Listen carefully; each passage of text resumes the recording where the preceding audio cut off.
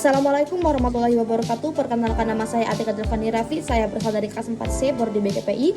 Baiklah, pada kesempatan pembuatan video ini saya akan membahas mengenai review dari tugas makalah teman saya, yaitu Afika dan juga Firdatul Usma. Mereka sama-sama membahas mengenai prinsip dasar-dasar dalam modifikasi perilaku, yaitu reinforcement dan juga punishment. Dalam pembuatan makalah ini mereka membuat pada 7 April di tahun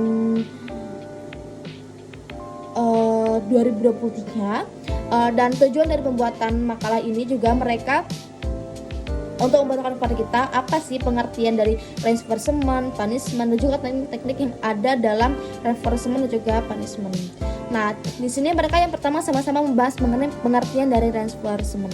Reinforcement itu makna dasarnya yaitu kuat. Maksudnya dalam modifikasi perilaku yaitu penguatan yang memantapkan suatu perilaku individu. Nah, lalu teknik dalam reinforcement dalam modifikasi perilaku ini dibagi menjadi dua, yaitu ada penguatan positif dan penguatan negatif. Nah, dalam penguatan negatif mereka membahas yang pertama itu ada penguatan kepada pribadi yang jelas, maksudnya sesuatu yang jelas. Yang kedua itu langsung diberikan secara langsung, jadi perilaku yang diberikan atau dimantapkan itu secara langsung dan tidak ditunda-tunda. Yang ketiga itu pengertian penguatan kepada kelompok, maksudnya bahwa teknik ini dapat diberikan kepada seseorang yang berkelompok juga. Yang keempat itu ada penguatan yang bervariasi. Dalam penguatan negatifnya yang terdapat dua. Yang pertama itu ada escape conditioning, yaitu escape conditioning itu bentuk penguatan negatif yang karena sesuatu yang dihilangkan.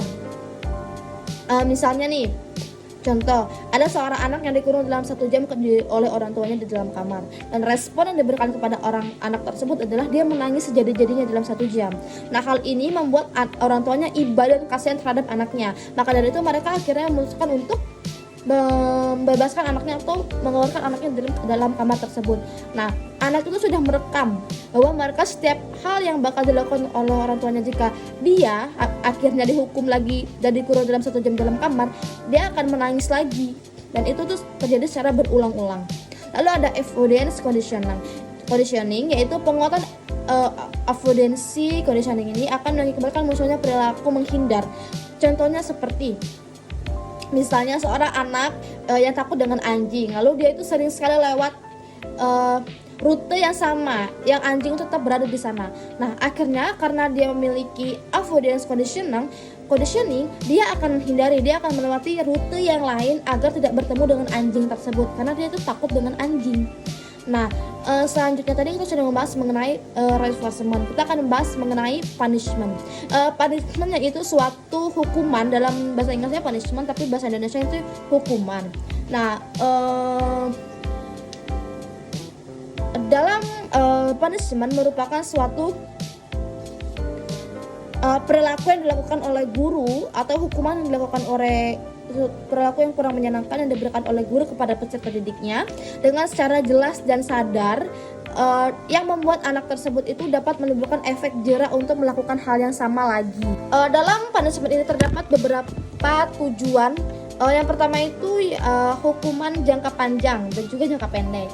Nah, dalam penerapannya hukuman jangka panjang dan jangka pendek ini terdapat tujuan punishment dapat diberi beberapa teori. Yang pertama itu teori pembalasan.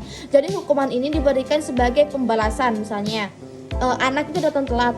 Nah, guru itu akan melakukan hal yang sama, membalas dendam hal yang sama atas perilaku yang diberikan oleh anak tersebut. Maka dia akan menghukum atau menjemur anak tersebut. Jadi karena atas dasar dendam atau ketidaksukaan. Lalu yang kedua itu ada teori perbaikan. Maksudnya hukuman yang diberikan itu memberikan efek. Lalu yang kedua itu ada teknik perbaikan. Nah, di mana hukuman yang diberikan itu untuk memperbaiki suatu tingkah laku, agar harapannya mereka itu tidak mengulangi hal yang sama. Contohnya misalnya anak melakukan kesalahan, orang tua akan memberikan peringatan atau juga memberikan hukuman atau memberikan sebuah efek jera agar mereka dapat memperbaiki dan mereka berpikir untuk tidak melakukan hal yang sama lagi.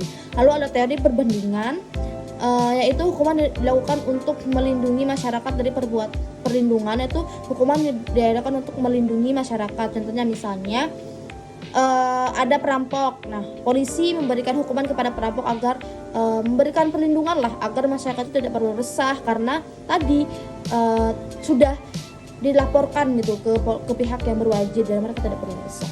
Ada teori ganti rugi, nah di mana seorang hukuman ini diberikan untuk dapat memberikan efek ganti rugi. Misalnya seorang dalam kelas siswa mematahkan pensil, nah guru tetap memberikan hukuman itu untuk dapat mengganti rugi.